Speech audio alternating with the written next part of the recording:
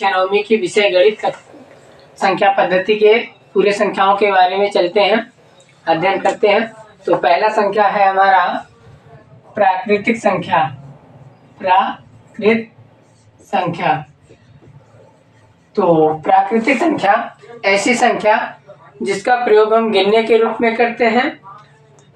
प्राकृतिक संख्या 1 से लेकर के अनंत तक जाती हैं। तो 1 से शुरू होकर के 1, 2, 3, 4, 5 ये अनंत तक जाने वाली संख्याएं क्या कहलाएंगी? प्राकृतिक संख्याएं। इन्हीं संख्याओं का प्रयोग हम किसी भी विषय को, किसी भी वस्तु को गिनने के रूप में प्रयोग करते हैं। तो दूसरी संख्या है हमारी पूर्ण संख्या। पूर्ण संख्या, तो पूर्ण संख्या क्या होती है? प्राकृतिक संख्या में शून्य को भी सम्मिलित कर लेने पर वह संख्या क्या कहलाएगी? पूर्ण संख्या। तो प्राकृतिक संख्या 1, 2, 3, 4, 5, 6, 7 ये अनंत तक जाती हैं। और इसी में हम इसके पहले यदि 0 को सम्मिलित कर लेते हैं तो वो हमारी संख्या पूरी की पूरी क्या बन जाएंगी?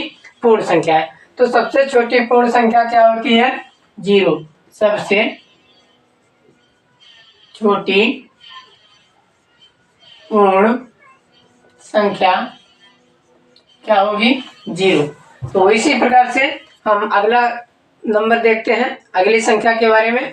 तो अगली संख्या है हमारी पूर्णांक संख्या। पूर्णांक, तो पूर्णांक क्या होती है?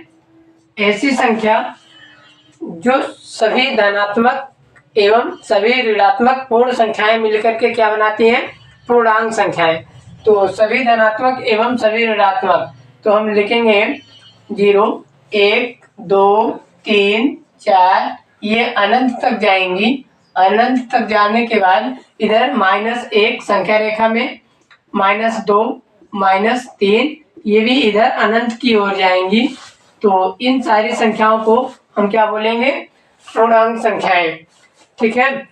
अब अगली संख्या के बारे में बात करेंगे, सम संख्या। सम संख्या, तो सम संख्या क्या होती है? ऐसी संख्या जो 2 से पूर्णतः विभाजित होती हैं, उन्हें हम क्या बोलेंगे? सम संख्या। इसकी इकाई अंक क्या होती है? 0, 2, 4, 6, 8 ये अनंत तक जाती हैं। ये भी क्या है? अनंत तक जाती हैं।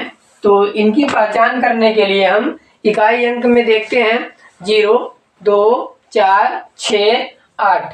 इसकी सबसे छोटी सम संख्या की बात करें तो ये हमारी क्या हो जाएगी? 0। तो एक संख्या लेते हैं जैसे 162, ये क्या है? सम है कि विषम है? तो इसकी इकाई अंक पे जाएंगे।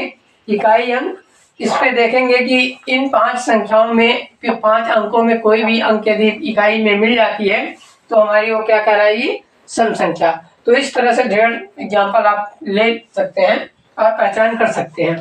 तो 5वें संख्या की ओर जाते हैं, विषम संख्या। विषम संख्या, तो विषम क्या होती है? ऐसी संख्या जो 2 से पूर्णतः विभाजित नहीं होती है, अर्थात इसके इकाई अंक 1, 1, 3, 5, 7, 9 ये भी अनंत तक जाती हैं। अनंत मान होते हैं इनके भी। तो इनकी पहचान इन अंकों द्वारा किया जाता है।